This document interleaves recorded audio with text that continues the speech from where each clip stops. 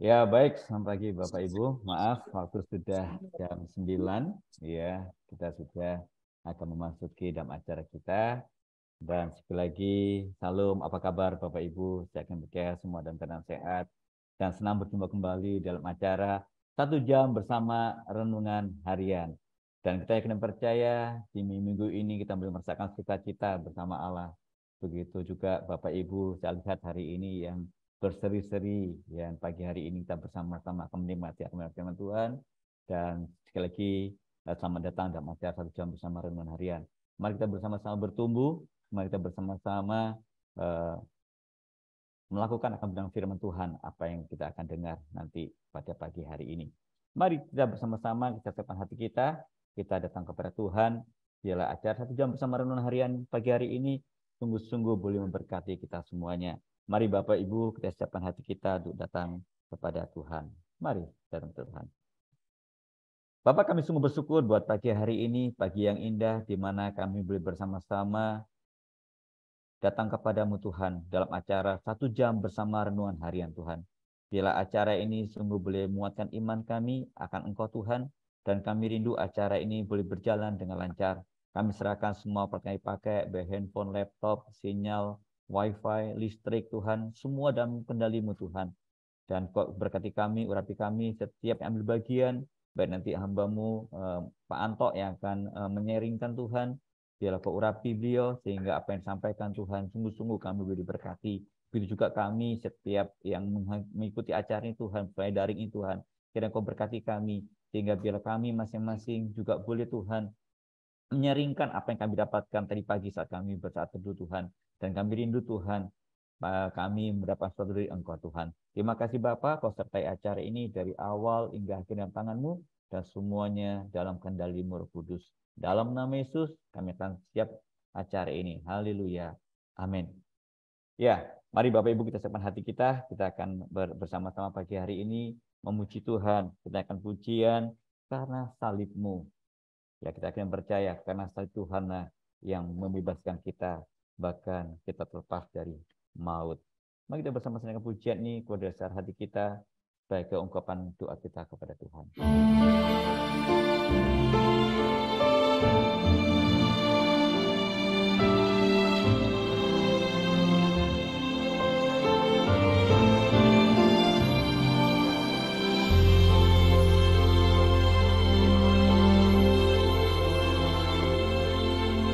Hanya Kau Tuhan di hidupku,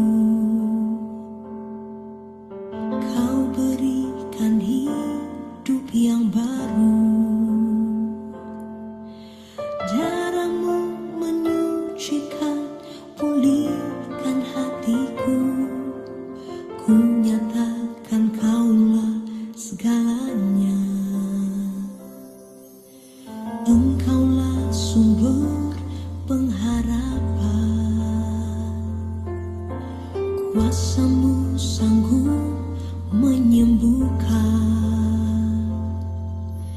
Jiwaku pun berserah hanya kepadamu, Yesus, Kaulah segalanya. Karena salib-Mu ku hidup, karena salib-Mu ku menang. Engkau yang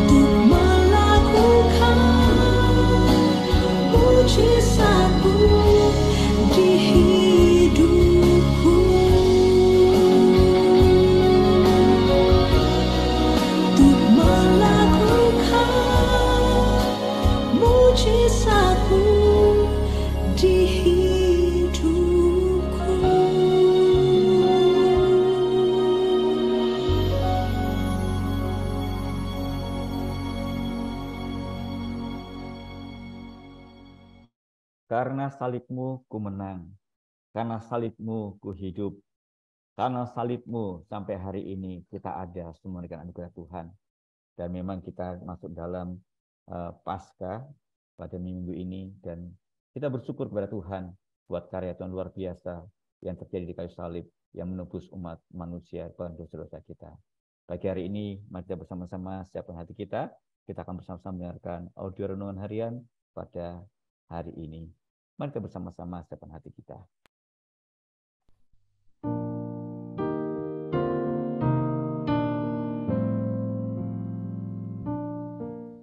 Bagian firman Tuhan yang akan kita baca hari ini adalah dari Matius pasal 26 ayat 36 sampai 46. Saya akan membacakan sebagian daripadanya. Kemudian sampailah Yesus bersama murid-muridnya ke suatu tempat yang bernama Getsemani. Lalu ia berkata kepada murid-muridnya, "Duduklah di sini, sementara aku pergi ke sana untuk berdoa." Ia membawa Petrus dan kedua anak Zebedeus sertanya. Ia mulai merasa sedih dan gelisah.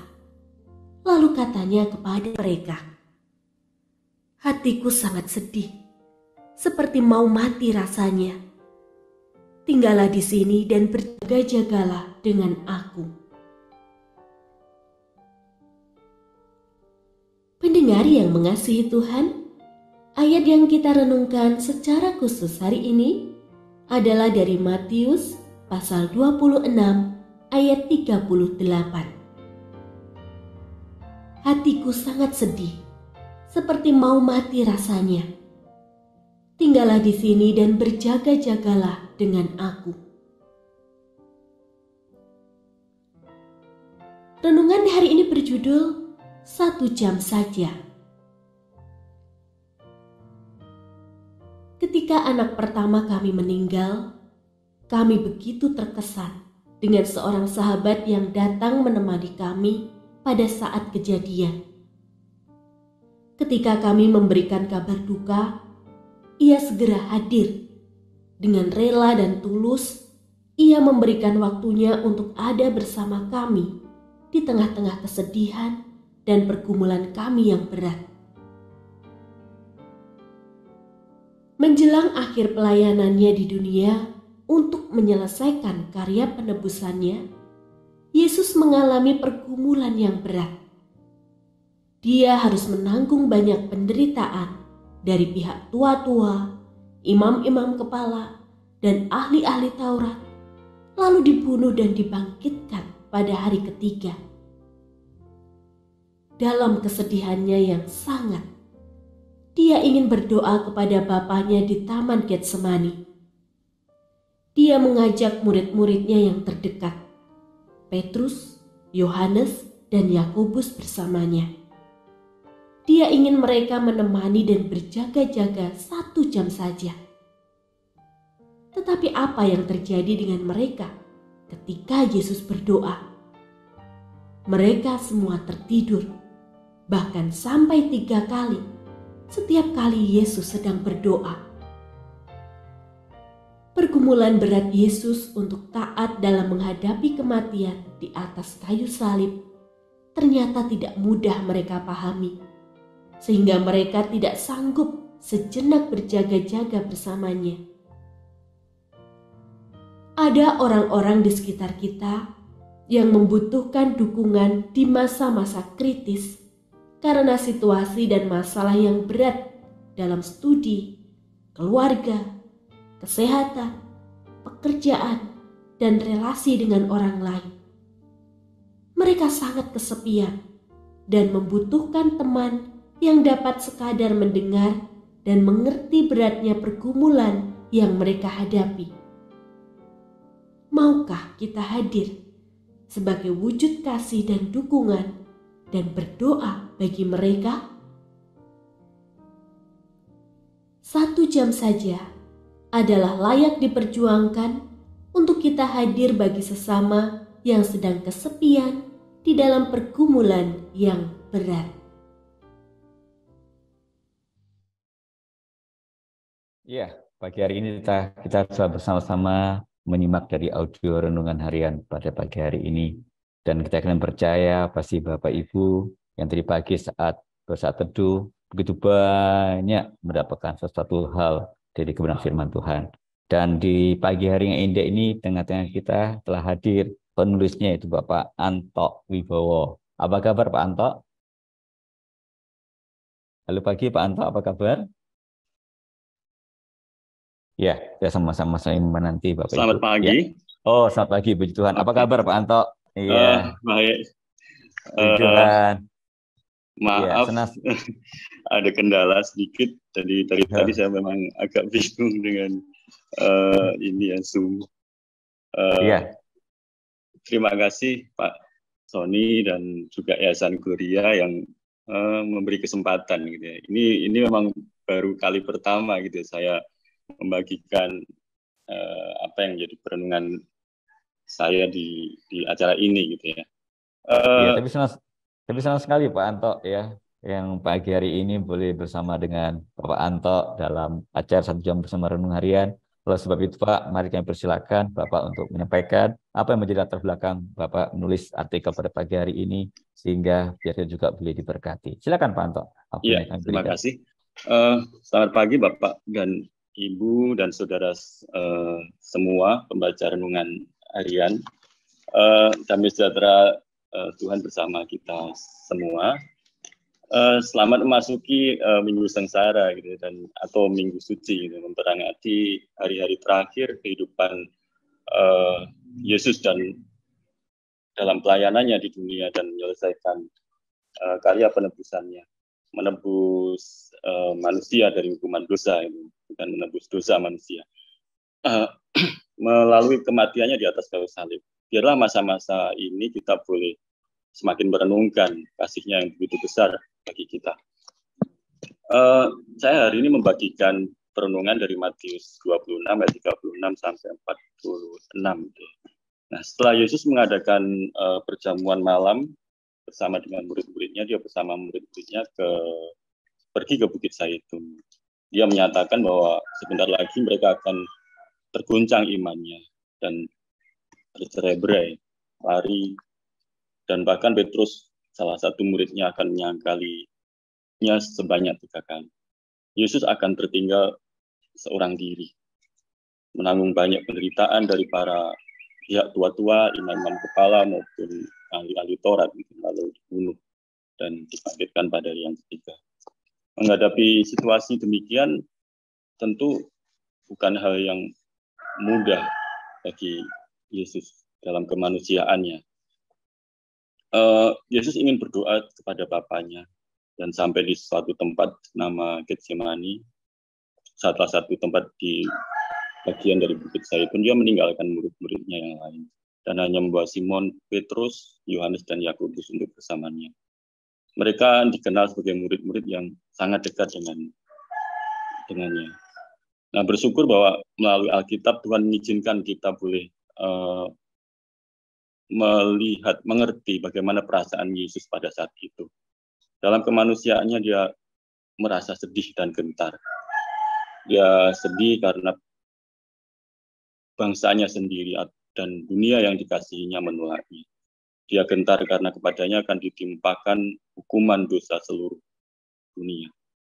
Sehingga dengan jelas dia membagikan perasaannya kepada Petrus, Yohanes, dan Yakobus bahwa dia sangat sedih, seperti mau mati rasanya. Pergumulan dan penderitaannya jelas sangat-sangat berat. Pada saat itulah dia berkata, tinggallah di sini dan berjaga-jagalah dengan aku. Dia sebagai manusia membutuhkan penyertaan ketika muridnya. Dia ingin ditemani dalam pergumulannya dan berjaga-jaga sementara dia berdoa. Dia berdoa kepada Bapanya dan bahwa jikalau boleh cawan ini lalu, tapi jangan seperti yang dia kehendaki, melainkan seperti Bapa kehendaki. Tapi apa yang terjadi ketika muridnya, pada 3 muridnya ketika dia berdoa? Ternyata mereka semua tertidur. Dan perkataan Yesus, tidakkah kamu sanggup berjaga-jaga 1 jam dengan aku? Sepertinya Yesus ada kesedihan, ada seperti kekecewaan karena mereka tidak peka dan tidak bisa peduli dengan apa yang sedang dia hadapi. Bahkan sampai kali yang kedua dan ketiga, ketika Yesus kembali dari berdoa, mereka juga tertidur. Pergumulan Yesus untuk taat kepada Bapaknya dalam menghadapi kematian di atas kayu salib ternyata tidak mudah dipahami oleh ketiga muridnya, sehingga mereka tidak sanggup sejenak untuk menemani dan berjaga-jaga bersamanya. Padahal hanya 1 jam saja, sampai waktunya yang menyerahkan dia tiba. Padahal sesungguhnya mereka juga perlu berjaga-jaga seperti kata Yesus, bahwa mereka perlu berjaga-jaga dan juga berdoa bagi diri mereka sendiri supaya mereka tidak jatuh ke dalam pencobaan. Saudara-saudara yang terkasih, yang menjadi latar belakang inspirasi saya menulis ini, ya ketika saya sendiri kehilangan atau mengalami masa-masa yang sulit. Ketika sekitar tahun 2004, ketika anak kami yang pertama meninggal karena sakit yang tak terlalu lama, kami sangat sedih gitu ya. Ketika saat itu kami di Cibinong, di daerah Bogor, dan jauh dari keluarga dan saudara. Tapi sungguh luar biasa bahwa di dalam situasi yang seperti itu, Tuhan mengirimkan seorang teman, sahabat untuk pada masa-masa sulit itu. Dia teman KTB alumni kami gitu ya, di Jakarta, kelompok tumbuh bersama, sel group atau komsel gitu. Ia bekerja dan tetapi ia begitu mau repot gitu, untuk hadir. Sepulang kerja dia hadir bukan untuk bertanya ini dan itu, tetapi dia menemani kami dan mengerjakan beberapa hal yang sangat menolong kami, seperti mungkin membereskan beberapa hal yang ada di rumah kami, menyediakan makan bagi kami sebelum kami membawa dan menuturkan anak kami di Klaten gitu. Kami harus bawa ke Klaten gitu, dan harus mempersiapkan beberapa hal gitu. Dan sesungguhnya kami sangat bersyukur pada Tuhan bahwa ada sahabat, ada teman yang peduli dalam beberapa waktu kritis ketika kami mengalami kesedihan, dan beberapa saat saja untuk kami hanya di rumah di Cibinong dan kemudian kami akan berangkat ke Klaten. Gitu. Kalau belajar dari bagian ini, ya kita jelas gitu melihat di dunia ini sangat saat ini penuh dengan persaingan gitu, dan semakin individual. Ada orang-orang yang membutuhkan teman dan dukungan di masa-masa sulit atau kritis dalam situasi yang dan masalah yang berat. Di dalam studi sebagai mahasiswa mungkin karena skripsi yang tidak jelas kapan selesainya mungkin, atau putus cinta. Di dalam keluarga mungkin ada masalah ekonomi, di dalam kesehatan karena ada sakit yang cukup lama, dalam pekerjaan mungkin ada tekanan ya dari atasan, atau dalam relasi dengan orang lain mungkin karena dikhianati atau dijauhi. Mereka membutuhkan kehadiran orang lain sebagai teman. Bahkan Tuhan juga bisa memakai orang lain itu menjadi alatnya untuk menolong pada masa-masa sulit. Mereka mungkin merasa sangat kesepian, bahkan di tengah keramaian, dan membutuhkan teman yang mungkin dapat sekedar menemani, mendengar, bahkan mungkin mengerti beratnya pergumulan yang mereka hadapi. Seringkali kesibukan dan kelelahan kita menjadi alasan untuk kita tidak peduli dengan mereka. Mari biarlah kita tidak tertidur, tetapi mempunyai kepekaan dan sejenak hadir sebagai wujud kasih dan dukungan, dan berdoa bagi mereka. Karena kekuatan dari Tuhan saja yang membuat mereka kuat. Dari perenungan itu saya menekankan bahwa 1 jam saja adalah layak diperjuangkan untuk kita hadir bagi sesama yang sedang kesepian dan dalam pergumulan yang berat.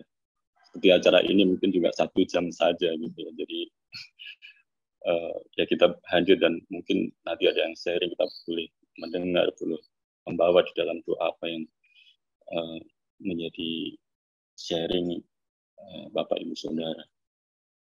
Sampai di sini saya menyampaikan renungan Pak Sony, saya kembalikan kepada Pak Sony. Terima kasih dan Tuhan memberkati. Iya, terima kasih Pak Anto buat sharingnya melatar belakangnya diocesan Bapak pagi hari ini. Ya, memang temanya menarik sekali. 1 jam saja, hampir sama dengan acara kita. 1 jam bersama renungan harian. Dan kita rindu dalam acara ini, tadi itu 1 jam saja kita bisa saya saling menyaringkan apa yang Bapak Ibu dapatkan. Sehingga melalui sharing Bapak Ibu bisa saling menguatkan satu dengan lainnya. Bahkan memperkuat iman kita. Dan mari Bapak Ibu jangan sia-siakan waktu yang ada ini 1 jam kita bersama-sama ini untuk kita saling berbagi satu dengan lainnya. Di saat Bapak Ibu apa yang Anda bagikan itu sungguh-sungguh berkat kita semua. Mari kami buka kesempatan Bapak Ibu boleh raise hand atau tekan tombol ya. Silakan. Dan saya akan percaya pagi hari ini pasti kita sangat diberkati ya, dan kita ingin sama-sama membagikannya. Ya, silakan Bapak Ibu ya, kita bersama-sama pagi hari ini. Ya, saya di sini lihat wajah-wajah yang penuh dengan sukacita, bahkan ingin membagikan sesuatu pengalaman yang Anda boleh bersama-sama alami bersama Tuhan. Ya, saya langsung lihatnya ada Pak Michael Kasunso nih, ya jauh-jauh dari Manado. Dia sedang di Surabaya, sekarang di Bandung ya. Ya, silakan Pak Pendeta yang berbagi Pak, silakan. Ya, puji Tuhan. Shalom semuanya. Ya, terima kasih Pak Anto sudah membagikan share yang luar biasa. Firman Tuhan dahsyat, luar biasa, mengingatkan kita tentang kebenaran kehidupan. Jadi Matius 26 ayat 36-46 tadi mengingatkan Yesus, dia sebagai anak Allah, dan posisinya waktu peristiwa dia merasa sedih itu dia sebagai anak manusia, sebagai manusia seperti kita. Nah, ini memberi contoh betapa kita pun anak-anak Tuhan, hamba-hamba Tuhan, ada yang namanya kita merasa fase bisa sangat sedih. Bisa ada kalau di Lukas 22:44 di situ Lukas menulis Yesus sangat ketakutan. Tetapi melalui perenungan ini, kesaksian juga dari Pak Anto, mari kita hamba-hamba Tuhan sediakan saja waktu 1 jam Tuhan minta untuk kita bisa saling menolong, untuk kita bisa saling ada buat keluarga atau rekan kita, saudara kita yang merasa sedih. Karena saya juga pernah alami seperti Pak Anto, ketika dalam kesedihan, dalam ketakutan, Tuhan kirim ada orang-orang yang bersama dengan kami. Itu sangat luar biasa, dan kita lihat Yesus sendiri, ya, dia mendapat kekuatan dari sorga, seorang malaikat datang memberi kekuatan. Itu cara-cara sorga yang harus kita teladani. Dan puji Tuhan, kita lihat dapat kekuatan Tuhan Yesus, ya, memperoleh kekuatan dari sorga, dia bisa memikul salib, ya, dan bisa menyelesaikan tugas, ya, penyelamatan karya terbesar dalam hidup kita. Nah, demikian juga dengan kita. Hari ini saya memang berapa minggu lalu mengalami, istri saya mengalami sakit dan harus dioperasi. Saya ada posisi di luar kota, ya, saya di Surabaya harus pelayanan, ada musyawarah besar gereja. Secara jiwa saya sangat sedih. Saya berdoa, tapi puji Tuhan, Tuhan kirimkan, ya, ada orang-orang yang bisa membantu, menolong, ya. Yesus saja bilangkan ke Yakobus, Petrus, mari berjaga-jaga dengan aku 1 jam saja. Jadi memang di dalam persekutuan kita itu kebenaran. Kita nggak usah malu ngajak, ya, saya kemarin ada orang-orang yang memang di hati Tuhan kasih. Kamu sharekan. Saya sharekan, ya, salah satu kepada, saya bilang, Om, doakan istri saya mau operasi. Dan saya sharekan. Bahkan ada kebutuhan biaya operasi. Dan puji Tuhan, kesedihan saya Tuhan pulihkan. Ya, puji Tuhan istri saya bisa sembuh, ya, bisa dioperasi. Dan Tuhan menganugerahkan ada damai, sejahtera, sukacita. Dari kesedihan yang dalam, dari ketakutan yang sangat, Yesus juga alami. Tapi lihat, sorga yang penuh anugerah menyediakan, ya, keluarga 1 jam saja renungan harian, luar biasa. Itu Pak Sony, luar biasa, ya, perenungan hari ini di minggu-minggu Advent, Jumat Agung, mari kita, itu salib kita untuk juga menanggung kesedihan saudara-saudara kita yang lain. Ada bersama dengan mereka, menolong mereka. Saya percaya ini pesan Tuhan buat kita semua. Salib Kristus adalah fokus kehidupan kita. Tuhan Yesus memberkati. Shalom, shalom. Iya, terima kasih Pastor Michael yang pagi hari ini boleh bersama-sama menyaksikan akan kebesaran Tuhan dalam kehidupan kita. Bahkan ya kami sudah melihat secara langsung, mendengar secara langsung, melihat begitu Tuhan luar biasa atas kehidupan keluarga, terutama istri sudah membaik dan sembuh semuanya karena berkat-berkat doa yang luar biasa. Ya, terima kasih. Ya, pagi hari kita akan bersama-sama kembali menyaringkan. Bapak Ibu silakan, mungkin Anda ingin berbagi. Ya, di sini juga ada Bu Mariolen yang berbagi. Silakan Bu Mariolen.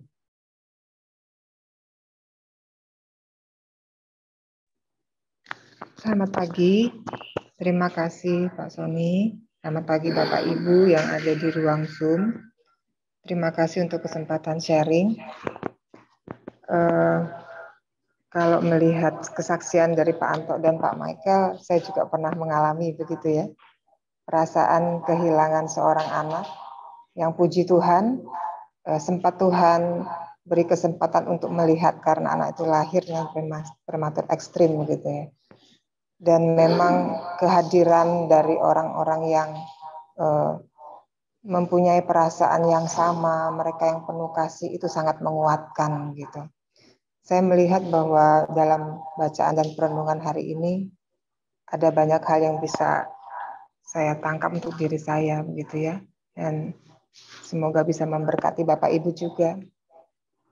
Memang salah satu pergumulan yang berat adalah yang berhubungan dengan maut.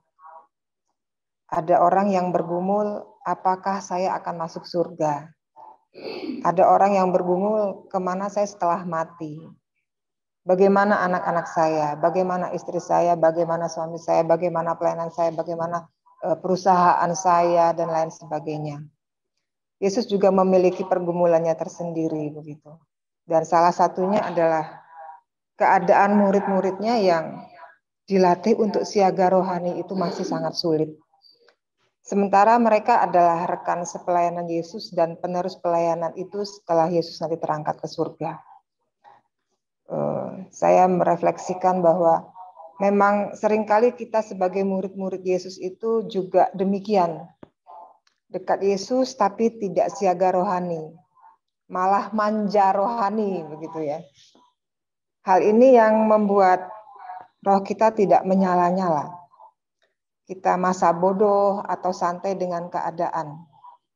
Bisa kebingungan, ketakutan, dan menjauh dari sang sumber kekuatan. Sehingga tadi Pak Anto sudah menyampaikan, pada akhirnya murid-murid itu bisa sebagian ketakutan, tunggang langgang begitu ya. Dan Tuhan sudah tahu, karena Dia adalah Allah yang Maha Tahu, Allah yang imanen. Dan Dia sebenarnya ingin murid-muridnya itu siap saat Dia terangkat ke surga, tapi kenyataannya murid-muridnya tidak siaga rohani, yang mungkin mencerminkan apakah dia sebenarnya sudah dewasa rohani atau belum, begitu ya. Kalau kita tidak siaga rohani, itu juga bisa membuat kita sulit untuk memahami pikiran dan isi hati Tuhan. Sebagai murid, bahkan sebagai hamba Tuhan. Sebagai rekan sekerja Tuhan. Seperti murid-murid tadi, dia tidak bisa memahami pergumulan yang sudah disampaikan Pak Anto tadi ya. Tidak bisa 100% memahami pergumulan dari gurunya. Kita pun jika tidak siaga rohani, kita tidak menyala-nyala rohnya, kita dekat tetapi sepertinya jauh begitu dari Tuhan, kita tidak bisa memahami pikiran dan isi hati Tuhan. Sementara pekerjaan untuk menyelesaikan pesan Tuhan dalam setiap hidup kita itu harus dikerjakan. Seperti hadir atau berdiri bagi keluarga, masyarakat, teman, gereja, kantor, bangsa, negara, bahkan bangsa-bangsa itu harus kita kerjakan. Tetapi kita kadang sulit untuk atau tidak tahu mengerjakan dan tidak mengerjakannya sama sekali karena kita tidak memahami isi hati Tuhan. Dan kesiagaan rohani ini saya melihat bahwa pada ayat 46, Yesus berkata, bangunlah, marilah kita pergi. Dia yang menyerahkan aku sudah dekat. Sepertinya justru Yesus yang menantang maut itu gitu ya. Saya datang. Hai maut, saya datang begitu. Kesiagaan rohani membuat anak-anak Tuhan siap menghadapi pergumulan hidup, termasuk bahaya dalam bayang-bayang maut. Berapa banyak hamba-hamba Tuhan, saya dengar kesaksian Pak Paul Anden juga, berada dalam bayang-bayang maut, tapi karena kesiagaan rohaninya, kekuatan rohani itu muncul, kematangan rohani itu ada, dan dia bisa mengerti isi hati Tuhan. Disitulah kekuatan itu ada, dan dia bisa menyelesaikan satu persatu pesan Tuhan yang ada di dalam kehidupannya. Ya, itu yang bisa saya refleksikan, Pak Sony, yang bisa saya sharingkan. Terima kasih, Tuhan Yesus memberkati. Ya, terima kasih Bu Marioleh buat sharingnya pagi hari ini. Dan saya akan percaya Bapak Ibu juga boleh merasakan akan apa ya penyertaan Tuhan di depan kita. Ya, kami silakan mungkin langsung dari jauh, yaitu dari kita ke daerah Australia, yaitu Bapak Stefanus. Silakan Pak Stefanus, yang berbagi Pak pagi hari ini Pak. Silakan Pak. Masih dengarkan saja dulu. Oh ya. Baik. Terima kasih Pak. Ya, baik kita langsung ke Kalimantan, itu Pak Paul Andan. Silakan Pak Paul Andan, yang berbagi Pak. Ya, silakan Pak Paul. Ya, pagi. Saya diberkati pagi ini dengan membaca ayat yang ke-38 juga yang disampaikan Pak Anto tadi, menjadi berkat. Ya, kata Tuhan Yesus kepada murid-muridnya, hatiku sangat sedih seperti mau mati rasanya. Tuhan Yesus mengungkap perasaannya. Jadi kadang kita juga perlu ada sahabat, ada orang yang dekat, di mana kita bisa ungkap perasaan kita. Saya pikir itu salah, padahal dalam menghadapi penderitaan, sakit penyakit, kesulitan, stres, musibah mungkin tidaklah dosa apabila kita mengungkap perasaan kita. Jadi Tuhan Yesus memberi contoh yang baik sehingga dia bisa mengungkap perasaannya. Lalu saya lihat dia pergi jauh sendirian. Jadi hal sendirian dengan mengisolasikan diri itu tentu dua hal yang berbeda. Kalau sendirian adalah Tuhan Yesus pergi sendirian untuk bicara dengan Bapaknya tentang penderitaannya. Bagaimana, apa ini bisa lalu atau tidak. Ya, cari solusi dengan Bapaknya. Kalau mengisolasikan diri, sekarang kita sudah mengerti tentang isolasikan diri. Itu artinya pergi sendirian menyiksa diri sendiri. Akhirnya lari kepada minum obat-obatan, marah-marah sama anak-anak di rumah, terus pulang ke rumah mungkin larut malam. Tidak sedikit yang akhirnya mengakhiri hidup dengan bunuh diri, karena dia mengisolasikan diri. Tapi pagi ini kita melihat bahwa Tuhan Yesus pergi sendirian, justru dia bawa permasalahannya kepada Bapa di surga, sehingga kita pun bisa demikian. Kita tidak perlu mengisolasikan diri, melainkan kita boleh pergi kepada Bapa dan ceritakan apa adanya dengan kata-kata kita yang sederhana. Dan saya lihat di sini Tuhan Yesus 3 kali doanya sama. Itu saja. Jadi saya melihat tidak salah kalau kita doa ulang-ulang. Karena kalau Tuhan Yesus mengulang-ulang, Bapa engkau sanggup, tidak ada yang mustahil. Apa bisa cawan ini lalu daripada aku? Sampai 3 kali isinya sama. Jadi tidak salah. Ya. Tapi jangan seperti yang ku kehendaki. Ini ada yang pernah berkata kepada saya, pada doa seperti ini adalah doa yang tidak beriman. Tidak yakin. Tuhan sembuhkan saya. Tapi jikalau itu kehendakmu, jadilah kehendakmu. Berarti saya tidak yakin. Tapi saya pagi ini mendapat pencerahan dari Tuhan bahwa justru doa yang semacam ini dapat jawaban 100%. Kalau kita percaya bahwa Tuhan itu baik, rancangannya baik, dan tidak pernah dia pikirkan yang jahat, dan ujung-ujungnya dia tahu yang baik, maka waktu kita memasukkan lamaran kerja pun kita bisa berdoa dengan harapan mau dapat pekerjaan. Tapi kita bisa berdoa, Tuhan jadilah kehendak. Karena kita tahu rencana Tuhan itu baik.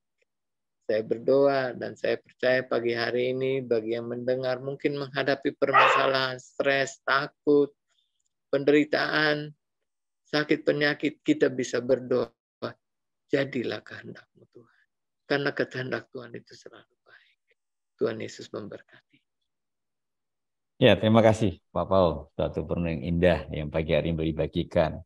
Ya, jadi kita ada punya sendiri, kita bicara dengan Bapa, tapi jangan sampai kita menginspirasi diri, bahkan kita menginspirasi diri sendiri. Dan disinilah kehadiran kita bersama pagi hari ini untuk saling menguatkan satu dengan lainnya. Ya, saya jadi tadi melihat Bapak Ibu ya antusias, ya masih puji banyak yang dibagikan. Ya, saya lihat juga ada Pak Marah yang sedang ya ingin berbagi. Mari Pak Marah. Sepertinya yang ingin berbagi, silakan Pak, bagian berbagi Pak. Ya, terima kasih untuk kesempatannya. Terima kasih. Renungan pagi hari ini mengingatkan saya ya, kadang-kadang saya termasuk orang yang sulit untuk berkata-kata saat ada yang berduka gitu ya. Jadi seringkali saya tuh nggak bisa ngomong apa-apa kalau misalnya saat ada yang meninggal atau ada yang sedang kesusahan gitu. Saya tuh bukan orang yang ini tadi juga nggak pakai prolog segala macam, kan langsung to the point aja. Bukan orang yang bisa berkata-kata dengan baik lah. Tapi saya seringkali ngerasa nggak enak begitu ya. Jadi begitu sampai mungkin ada beberapa rekan di sini juga yang kalau pernah mengalami bertemu dengan saya juga, saya paling ngasih selamat. Ya kalau ini paling cuma turut berbela-sungkawa, cuman itu aja, nggak ada kata-kata yang bisa saya katakan lain ya. Jadi biasanya kan kuat, banyaklah biasanya teman-teman di depan saya atau di belakang saya itu akan mengatakan cukup panjang. Tapi pagi hari ini cukup dikuatkan ya bahwa kehadiran kita itu penting lebih dari yang kata-kata mungkin ya. Jadi saya sendiri ngerasakan waktu orang tua saya meninggal begitu ya, ya mungkin saya hampir nggak dengar mereka katakan apa gitu ya, semuanya hektik. Orang tua saya meninggal di Sarolangun, Jambi, dan dalam waktu singkat kami harus mengatur semuanya untuk diterbangkan ke Jawa gitu ya. Jadi padahal dari tempat meninggal beliau ke bandara sendiri perlu waktu 4-5 jam. Jadi semuanya nggak tahu, kita cuma jalan, ambulan jalan, pesawat diatur di jalan dan segala macam. Tapi apa ya, kehadiran banyak orang itu menolong dan menguatkan. Jadi pagi hari ini dikuatkan lagi untuk ada satu firman Tuhan kalau nggak salah yang mengatakan lebih baik kita pergi ke rumah duka daripada ke tempat pesta gitu ya. Jadi itu juga yang ditanamkan oleh Bude saya. Saya lama dibesarkan oleh Bude. Beliau selalu nek layat tak selak kemah. Nek layat itu sangat penting buat saya. Kalau bisa saya nggak akan titip kalau itu melayat. Tapi kalau itu istilahnya undangan manten atau apa, ya kalau kepaksanya titip ya saya titip aja, tidak ada merasa berat ya. Tetapi kalau melayat itu sebisa mungkin hadir walaupun tidak lama. Itu sih yang saya dapat pagi hari ini, dikuatkan dan diingatkan bahwa kita hadir juga buat sesama, bukan untuk diri kita sendiri. Terima kasih, Mas Soni. Ya, terima kasih Pak Marah. Ya, kita punya kehadiran itulah bisa menguatkan. Ya, ya ini sangat menarik sekali pagi hari ini. Ya, mungkin Bu Endang ini berbagi, Bu Endang Lestari, silakan Ibu. Silakan Ibu. Iya. Ya, terima kasih. Mohon maaf tidak dengan video. Nggak apa-apa, silakan Ibu. Iya, terima kasih Pak Soni. Selamat pagi Bapak Ibu semua. Terima kasih juga untuk sharing yang sudah disampaikan tadi. Semakin menambah menguatkan saya juga untuk semakin semangat dalam berbagi, terutama dalam berpelayanan untuk kalau tadi kan disampaikan lebih cenderung kepada dalam kondisi kedukaan karena kehilangan, begitu ya Pak. Nah, saya juga pernah punya pengalaman. Seorang teman, bahkan beliau itu juga pendeta, seorang pendeta.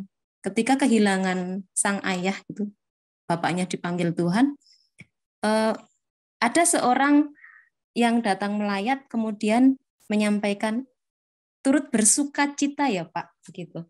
Maksudnya mungkin ya karena sang ayah sudah kembali kepada Tuhan, kembali ke rumah Bapa, dan itu dimaknai sebagai sebuah sukacita. Tetapi apa yang disampaikan pendeta tadi yang kehilangan, beliau mengatakan begini kepada kami. Ya, saya memahami bahwa itu memang perkataan yang tidak sepenuhnya salah. Saya turut bersukacita. Tetapi saya sebagai pihak yang kehilangan itu rasanya ingin mengatakan, membalas perkataan itu begini. Kamu bersukacita, memangnya kamu bisa mengembalikan bapak saya. Dari situ saya juga belajar bahwa sekalipun kehilangan itu dikatakan bahwa orang yang kita kasih itu kembali berpulang ke rumah Bapa, tetapi bagaimanapun yang namanya kehilangan, terlebih kehilangan orang yang kita kasihi adalah suatu momen di mana ya tentu saja menguras emosi. Bahkan ketika ada orang yang mengatakan sabar ya, karena semua itu juga sudah kehendak Tuhan. Ada juga yang mengatakan sabar-sabar gimana, orang kehilangan kok harus bersabar gitu. Dan saya rasa justru lebih baik seperti yang disampaikan Pak Mara tadi, datang diem nggak masalah bagi saya gitu. Ketika kita mengalami kedukaan, ketika kita datang kepada orang yang sedang berduka, tidak mengatakan atau menyampaikan banyak-banyak kata yang mungkin disebut sebagai kalimat-kalimat yang menguatkan, bahkan terlihat rohani. Menurut saya itu juga bukan masalah. Kehadiran itu tadi lebih penting.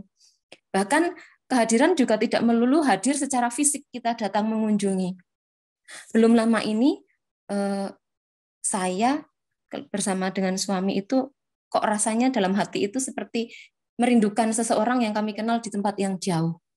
Beliau ini adalah sepasang suami istri yang sudah tua, bisa dikatakan begitu, sudah adioswo gitu ya, sudah 60 tahun plus. Tetapi beliau berdua ini tidak dikaruniai anak.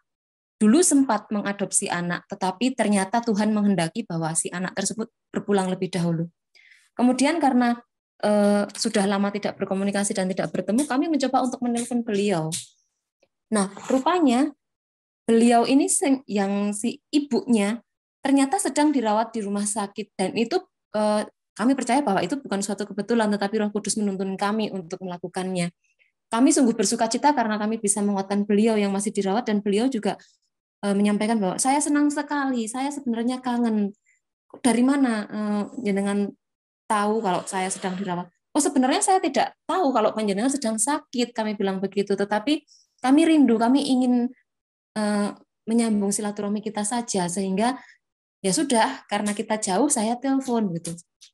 Dari situ beliau mengaku bahwa ya terima kasih, ini menguatkan saya. Kemudian setelah itu komunikasi terjalin lagi. Beliau ketika dirujuk harus operasi di Rumah Sakit Sarjito juga beliau cerita kepada kami, akhirnya juga kami saling mendoakan, kami menguatkan, dan beliau merasa mengatakan bahwa ya terima kasih sudah menjadi teman bagi kami di saat seperti ini walaupun dari jauh. Kemudian tidak lama selang itu juga ada lagi di tempat di mana kami melayani, di tempat yang sekarang, seorang jemaat itu mengatakan, saya sedang sakit Pak, asam lambung begitu. Beliau juga suami yang di rumah tangganya juga sampai saat ini Tuhan belum karuniakan anak. Nah, ketika beliau menyampaikan sakit asam lambung, kami sebagai orang yang menurut pengalaman kami selama ini bahwa asam lambung itu kan 80% dari pikiran. Suami saya mengatakan anggenipun menggalih ampun lebet-lebet. Artinya bahwa kalau memikirkan sesuatu jangan terlalu dalam. Berserah saja kepada Tuhan, percaya Tuhan selalu akan menolong menurut kehendaknya, sesuai kehendaknya, tepat pada waktunya. Hanya itu yang kami sampaikan. Kemudian ternyata hal itu membuka atau mendorong beliau itu untuk datang ke rumah kami, di rumah pastori. Dan benar ketika itu karena dalam pastori kan nggak mungkin ya kami memaksa orang untuk menceritakan kasus mereka atau pergumulan mereka, tetapi kami terbuka untuk siapapun yang mau datang untuk mencurahkan hati atau berbagi apa sehingga men-sharingkan sesuatu itu kan juga bisa melegakan. Ketika beliau terbuka, beliau mau datang ke pastori, kemudian menceritakan kisahnya, benar saja bahwa, ya Pak, saat ini saya mengaku bahwa saya memang memikirkan suatu beban yang berat, yang sebenarnya mungkin pergumulan ini sebenarnya tidak perlu rasakan dan belum benar-benar terjadi, karena beliau mengatakan begini, saya itu kok ketakutan, saya itu semakin tua, saya tidak memiliki anak. Bagaimana ketika nanti kalau saya menghadapi sakit penyakit sebelum saya dipanggil Tuhan, siapa yang mau merawat saya? Itu yang beliau takutkan. Dan beberapa hari kami terus mendampingi beliau untuk ya setidaknya mengurangi beban pikirannya, karena beliau ini sampai tidak bisa tidur setiap malam. Sampai nggak bisa kerja, nggak bisa tidur. Akhirnya ya kami, bahkan kami mengajak beliau juga kalau misalnya kami ada pelayanan ke tempat lain, suami saya berkhotbah di sana, gimana mau ikut supaya nanti juga bisa dikuatkan melihat sesama kita gitu kan, melihat apa orang-orang lain, bersekutu dengan mereka, sharing dengan banyak orang. Dan benar bahwa itu juga menguatkan beliau. Dan kemarin ini, hari Minggu, beliau menceritakan lagi kepada kami, terima kasih Pak, saya sudah mulai bisa tidur dan bisa bekerja. Ya, ternyata itulah pentingnya membersamai orang lain. Saya juga merasakan, sewaktu kami menghadapi sebuah pergumulan yang tidak pernah kami sangka, dan menurut kami itu sempat membuat kami seperti berada di titik nadir. Tuhan mengutus banyak orang itu justru bukan orang-orang yang kami sangka, karena bukan orang-orang terdekat kami. Ternyata justru orang-orang yang selama ini tidak menjalin hubungan intens dengan kami, Tuhan utus untuk datang membersamai kami menghadapi pergumulan itu, sehingga kami merasa dikuatkan, kami bangkit, kami dipulihkan, kami memiliki semangat baru lagi untuk melanjutkan hidup, melanjutkan perjuangan di dalam menghidupi kekristenan kami dan juga melayani Tuhan. Jadi ya memang sebegitu pentingnya ternyata, dan ini semua juga membuat kami belajar. Ke depan kami juga memiliki semacam dorongan semangat untuk lebih lagi memperhatikan orang-orang lain, ya walaupun seperti yang disampaikan tadi dalam renungan bahwa hanya 1 jam saja ternyata itu berharga bagi orang lain. Kalau sebelumnya mungkin saya berpikir bahwa kalau cuma telepon, kalau cuma mengucapkan kata-kata penyemangat, kalau cuma sekedar WA, apa sih? Tapi ternyata sekarang tidak lagi. Kita tidak bisa menyepelekan hal-hal itu. Sekecil apapun perhatian kita bagi orang lain, ternyata itu berguna bagi mereka, dapat menambah kekuatan bagi mereka, dapat mendukung mereka di dalam pergumulan yang sedang dihadapi. Apalagi kita bisa mengunjungi secara fisik dan mendoakan. Mungkin itu saja Pak Sony, terima kasih. Iya, terima kasih Bu Endang yang begitu sering luar biasa memberkati kita pada pagi hari ini, juga memberkati kita semuanya. Ya, dan bagi yang percaya, Bapak Ibu juga pagi hari ini banyak hal juga ingin Anda bagikan yang bersama. Ya, di sini juga ada Ibu Dwiana. Ya, ingin berbagi Bu Dwiana, silakan. Ya, terima kasih Pak Sony, terima kasih Pak Anto juga yang sudah menuliskan renungan pada pagi hari ini dan men-sharingkan pada hari ini. Terima kasih buat semua yang sudah sharing juga, boleh menguatkan kami. Saya jadi ingat dengan tadi ya Pak Paul menyampaikan kalau berdoa mengatakan kiranya kehendakmu aja yang jadi, itu seperti kayak notabene kurang beriman gitu, tapi enggak ya. Nah, tapi kalau kita tidak memasrahkan gitu ya, kita tidak betul-betul Tuhan apa yang menjadi kehendakmu jadilah, itu kadang memang seperti sebetulnya ini saatnya Tuhan, tetapi Tuhan melihat masih banyak orang yang belum bisa menata hati, jadi kayaknya masih ada waktu. Itu kami alami waktu itu. Bapak saya sakit dan dokter sudah mengatakan kayaknya waktunya nggak lama gitu ya, sudah di ICU. Tapi ibu saya dan kami semua anak-anak itu kalau doa pokoknya Tuhan, kami minta sembuh, kami minta sembuh. Sampai suatu ketika ada kami di semua adik-adiknya bapak saya sudah diundang karena dokter sudah mengatakan kayaknya tidak lama, jadi keluarga untuk dipanggil semua aja gitu. Terus akhirnya dari beberapa kota datang dan memang kami setiap malam pasti doa syafaat bersama gitu. Nah, waktu itu waktu hadir semua, terus salah satu jadi waktu mau doa itu ibu saya juga sudah bilang, pokoknya nanti doanya minta sembuh loh ya. Setiap kali ada yang mau berdoa, pokoknya dipesenin, pokoknya doanya minta sembuh. Nah, terus waktu itu kami doa syafaat hari Sabtu malam, bapak saya meninggal Minggu pagi. Itu salah satu dari adik bapak saya itu memasrahkan gitu ya, Tuhan, kami tidak tega dengan melihat kondisi Mas Wid gitu ya, bapak saya. Kalau memang Tuhan sudah menghendaki untuk bapak saya menghadap kehadirat Tuhan, datang bersamamu, kami menyerahkan. Jadi kehendakmu aja yang jadi. Ya, waktu itu setelah doa, kan adik bapak saya itu, bapak saya berdelapan semua ya. Jadi yang berdoa ini yang nomor 5. Jadi masih ada beberapa urutan. Kayaknya ibu saya itu kayak apa? Menahan gitu ya. Begitu amin selesai, ibu saya bilang, kamu tega, kenapa nggak minta sembuh gitu? Karena ya waktu itu kondisinya memang kami belum siap gitu ya, kami semua belum siap. Tapi ya setelah ada penyerahan itu, ya Tuhan pada Minggu pagi Tuhan panggil bapak saya gitu ya. Jadi saya ya memang benar. Kita memang punya rencana, kita punya kemauan, tetapi hanya kita harus menyerahkan kepada Tuhan apa yang terbaik buat Tuhan. Waktu itu kami juga seketika itu juga merasakan sangat-sangat berat gitu ya. Tetapi setelah kami renungkan, kami kami sering terus saling menguatkan gitu ya. Ya kalau memang bapak saya itu bisa sembuh, itu juga malah kasihan gitu ya, karena bapak saya salah satu orang yang sangat-sangat aktif gitu ya.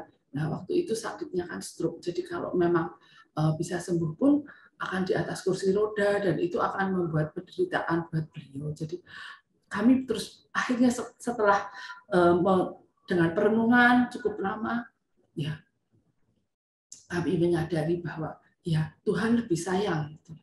Tuhan lebih mencintai bapak saya, gitu, karena tidak tega kalau harus menderita di dunia. Gitu. Dan kami juga merasakan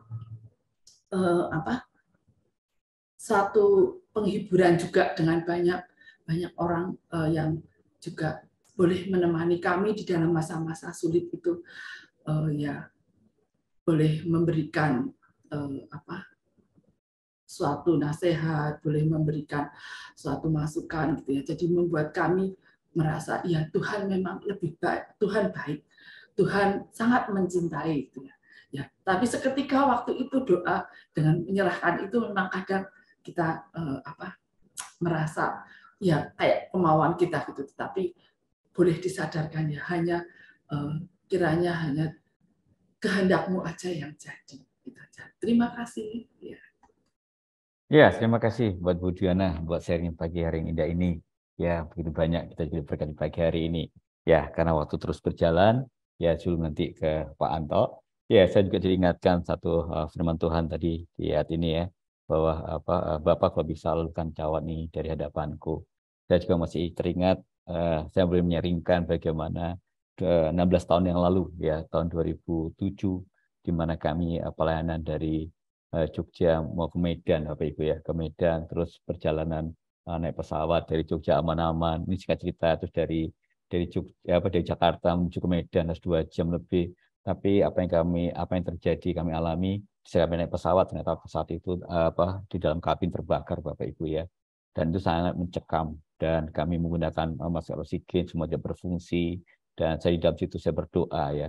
Bahkan saya diingatkan, ini apalagi Bapak kok bisa lalukan kejadian ini, lalukan semua masalah ini dalam hidupku. Sempat saya tulis dalam satu artikel, dan sempat saya berkata itu, kenapa ya? Saya berpikir bahwa saya seorang ayah, waktu anak saya, pada anak saya tidak mau anak saya menjadi kehilangan papanya, juga istri saya kehilangan suaminya gitu ya, kehilangan saya gitu ya. Saya sempat foto, bahkan saya foto di tengah-tengah panik, di tengah ketakutan, saya foto diri saya sendiri, terus sempat saya taruh di kantong plastik, terus saya tutup dengan jaket. Saya bilang ini kalau pesawat ini jatuh ke laut, sehingga nanti setiap saat ditemukan barang ini mungkin saya nggak ada, tapi barang bisa melihat bagaimana papanya masih bisa bersuka cita gitu ya, masih bisa tersenyum walaupun nanti di darat sama aja. Tapi yang menarik ya, rencana Tuhan beda dengan cara manusia. Walaupun di situ saya tak berdoa, bahkan doa saya itu boleh katakan ya, doa apapun saya naikkan ya, doa kecil, doa besar ya, semua saya naikkan seperti orang belanja gitu ya, minta ampun sama Tuhan, minta ampun sama istri, sama anak, semuanya itu ya. Tapi ya sekali lagi ya, dan dengan ketakutan itu memang sekali lagi ya, kita sepertinya itu maut di depan kita, karena memang kalau kita naik pesawat, Bapak itu tahu sendiri kan, itu dihadapkan antara laut dan daratan. Dan apa yang terjadi begitu kita lihat nih laut, hampir masuk laut, kita udah bilang Tuhan tolong, saya bilang gitu, sudah kita pasrah. Saya bilang, Pak, biarlah kehendak-Mu yang terjadi Tuhan, yang terbaik, dan saya serahkan hidup saya kepadamu Tuhan. Itu yang saya berikan kepada Tuhan. Dan singkat cerita apa yang terjadi, nah Bapak Ibu ya, pesawat itu tidak masuk ke laut ya, dia naik ke atas dan dia harus mendarat di Padang ya, saya misalnya di Padang begitu, dia jalan terus di pesawat itu nggak berhenti gitu ya. Dan saya masih ingat kejadian kayak layan di Solo, terus saya ingat Ahad Maskapai juga yang di Yogyakarta ya Bapak Ibu ya. Mereka terus, saya bilang Tuhan apa lagi ini? Dan saya kira percaya itulah iman kita masih kayak kita terus berpegang kepada Tuhan. Dan saya bersyukur jika saya masih ada semekan ke Tuhan. Ternyata di balik ini Tuhan punya cara indah dalam kehidupan kita. Itu mungkin sedikit dari saya, dan itu yang saya boleh tuliskan di beberapa artikel, itu menjadi kesaksian buat kita semuanya. Nah, sebagai penutup silakan Pak Anto mungkin ingin berbagi ya sedikit untuk mengakhiri mungkin pagi hari ini. Silakan Pak Anto. Ada yang ingin disampaikan Pak sebagai penutup pagi hari ini? Apakah sudah cukup Pak? Ya. Gimana Pak Anto? Sudah cukup Pak Sony, terima kasih untuk kesempatannya. Ya, benar sekali Pak Anto apa yang Bapak Anto pagi hari ini bagikan, dan ini bisa memberkati kita semuanya.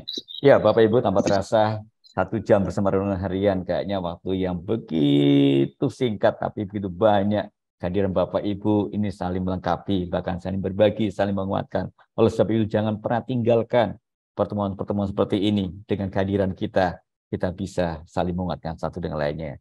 Dan mari kita bersama pagi hari ini kita akan masuk dalam pokok doa kita syafaat, dan akan dipimpin oleh Mbak Rini. Kami persilakan, kita siapkan hati kita untuk masuk dalam doa syafaat. Silakan Mbak Rini. Baik Bapak Ibu, mari kita bersatu di dalam doa. Allah Bapa yang Maha Pengasih, puji dan syukur kami panjatkan kepadamu. Terima kasih Bapa atas segala penyertaan-Mu, kasih-Mu yang senantiasa tercurah di dalam hidup kami, yang terus kami rasakan dan kami terima hingga saat ini Bapa. Terima kasih atas firman Tuhan yang telah kami dengar, untuk sharing dari saudara-saudari kami yang boleh menguatkan kami, yang boleh menjadi saksi atas kebesaran dan cinta Tuhan atas hidup saudara-saudari kami. Kiranya hati kami boleh semakin diteguhkan di dalam iman dan percaya kami kepadamu. Tolong kami Bapa untuk menjadi pelaku-pelaku firman-Mu yang taat dan setia. Bapa, kami saat ini berdoa untuk bangsa dan negara kami Indonesia. Kami mohon berkat-Mu tercurah atas bangsa kami. Limpahi kami dengan kasih-Mu. Kami mohon ampun Bapa atas segala dosa dan kesalahan kami ketika kami menjadi bangsa yang lebih mementingkan ego kami, mengesampingkan kepentingan sesama kami. Ampuni Bapa. Bapa, kami berdoa untuk pemimpin-pemimpin kami. Anugerahi mereka dengan hikmat dan bijaksana yang dari Tuhan, hikmat yang dari Tuhan kiranya menuntun mereka di dalam mengambil kebijakan dan keputusan untuk kepentingan bangsa ini. Jadikan kami bangsa yang menjunjung tinggi toleransi di dalam keberbedaan yang ada. Jadikan kami bangsa yang takut akan Tuhan, hingga kami rindu Tuhan. Tuhan boleh semakin ditinggikan, dimuliakan di tengah-tengah bangsa kami. Kami juga berdoa Tuhan untuk acara 1 jam bersama renungan harian ini. Kiranya melalui acara ini kami boleh semakin diperlengkapi, semakin mengerti dan memahami kehendak Tuhan atas hidup kami. Berdoa untuk rekan-rekan kami yang belum bisa bergabung dengan kami dalam acara ini. Kiranya Bapa akan menyentuh hati mereka untuk pada kesempatan yang akan datang mereka mau berbagi hidup dan berkat melalui acara ini. Bapak berdoa juga untuk setiap kami yang saat ini, pagi ini telah mengikuti 1 jam bersama renungan harian. Kami menyerahkan Bapa di dalam setiap pergumulan kami saat ini. Kami mau bawa ke hadapan Tuhan. Kami mau serahkan di hadapan Tuhan. Kiranya Tuhan senantiasa hadir menolong kami, menjawab setiap seruan doa kami, memberikan kelegaan di dalam setiap kesesakan yang mungkin saat ini kami alami. Kami serahkan Bapa hidup kami, pekerjaan pelayanan kami, rencana kami di sepanjang hari ini hanya di dalam tangan kasih-Mu. Kami rindu Engkau bekerja di dalam dan melalui hidup kami. Kuasai mulut bibir kami, pikiran kami, hati kami, agar boleh senantiasa tertuju hanya kepada Tuhan.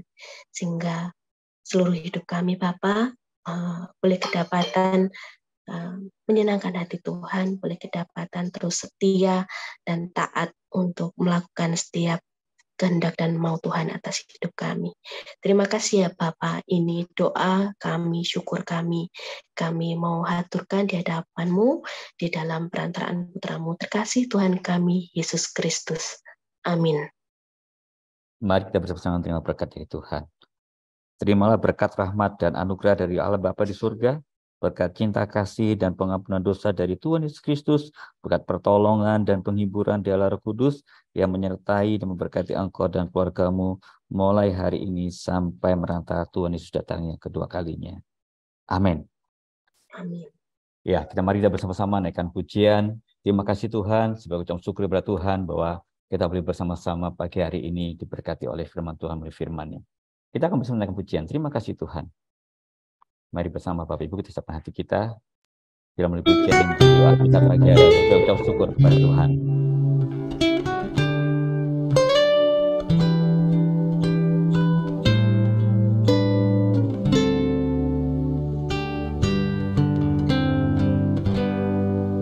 Terima kasih Tuhan untuk kasih setia-Mu yang ku alami dalam hidupku. Terima kasih Yesus untuk kebaikan-Mu sepanjang hidupku. Terima kasih Tuhan untuk kasih setia-Mu yang ku alami dalam hidupku. Terima kasih Yesus untuk kebaikan-Mu sepanjang hidupku. Terima kasih Yesusku buat anugerah yang Kau beri, sebab hari ini Tuhan adakan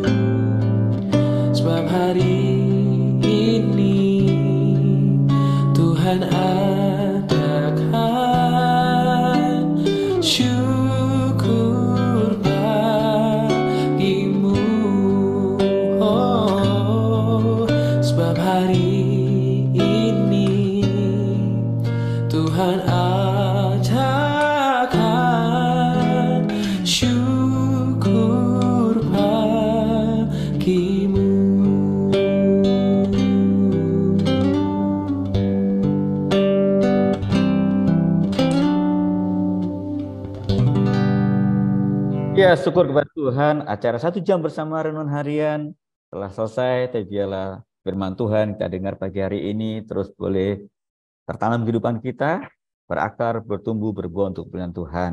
Dan sekali lagi terima kasih buat kehadiran Bapak Ibu, terima kasih buat Bapak Anto Wibowo yang pagi hari ini telah bersama-sama dengan kami, dan terus kami menantikan karya-karya Bapak Anto ya untuk kemuliaan nama Tuhan. Sekali lagi terima kasih dan selamat berkarya. Kiranya Tuhan Yesus berkati kita semuanya. Salam.